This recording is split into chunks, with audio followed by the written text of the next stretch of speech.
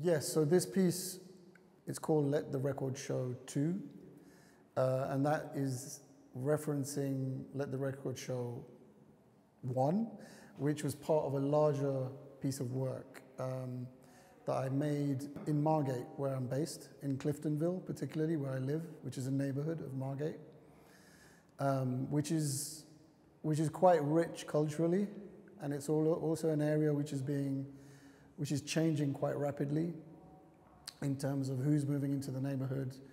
And the project, the overall project was about that.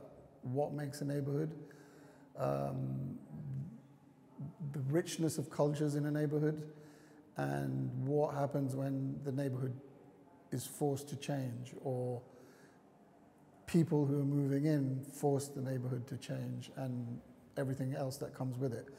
And all of these themes I explored through music. So I use conversation a lot in my work. So I was having improvised, kind of spontaneous conversations with people in the streets in Cliftonville, and asking them I had loose kind of a few questions based around these themes that I mentioned. And then I would start talking about music and what music and home and belonging. And each person would give me one or two songs or pieces of music that meant something to them.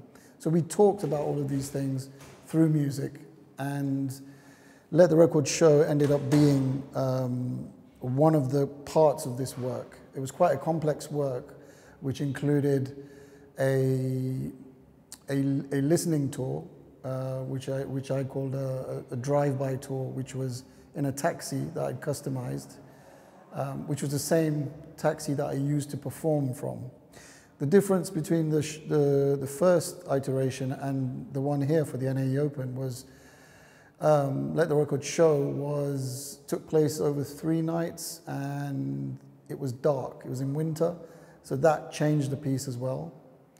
What I'm really happy about with this opportunity and being part of NAE Open was that, firstly, that I was able to re-perform this piece after 5 years, and secondly, in a different locality, which again changes the meaning. I used a different vehicle. Like everything changes, depending on where you perform it, who's watching.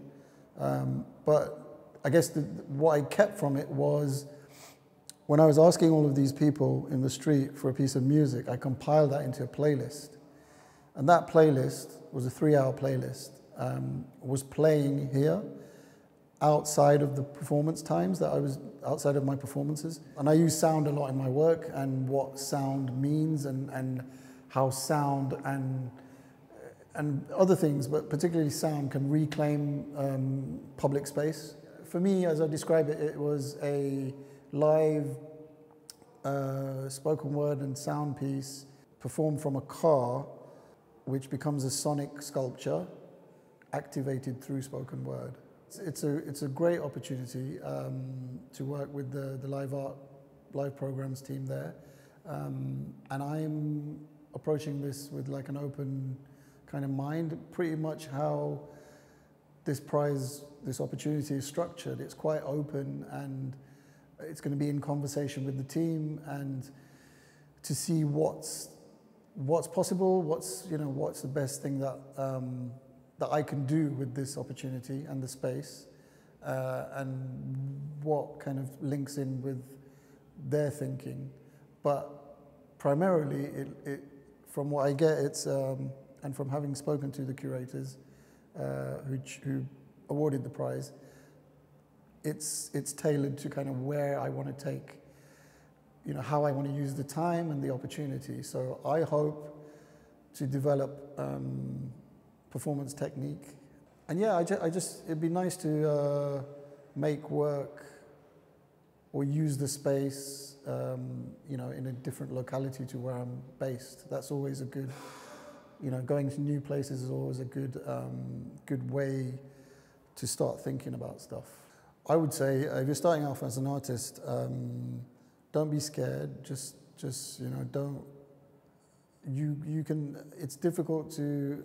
I agree, and I understand it's difficult to have the confidence to perform or to make art. But the only way you're going to is to go through it, you know, is to do it. Like even when I perform, because also I'm performing solo, but there are so many little bits that have to work together when you perform. When you have sound and you have lights and you have, you know, a microphone and a speaker and all of these things and a car. So, but the only way to do it is to actually just do it, and you learn from what things have worked and what things could be better. So that's the advice I would give, and I would say, go watch, you know, go see stuff, go see art, read about it, go and find art in places where people don't normally look, because that's where the real art is. People are art as well, you know, speak to people, learn about different cultures, learn about your own culture. Yeah, that's what I'd say.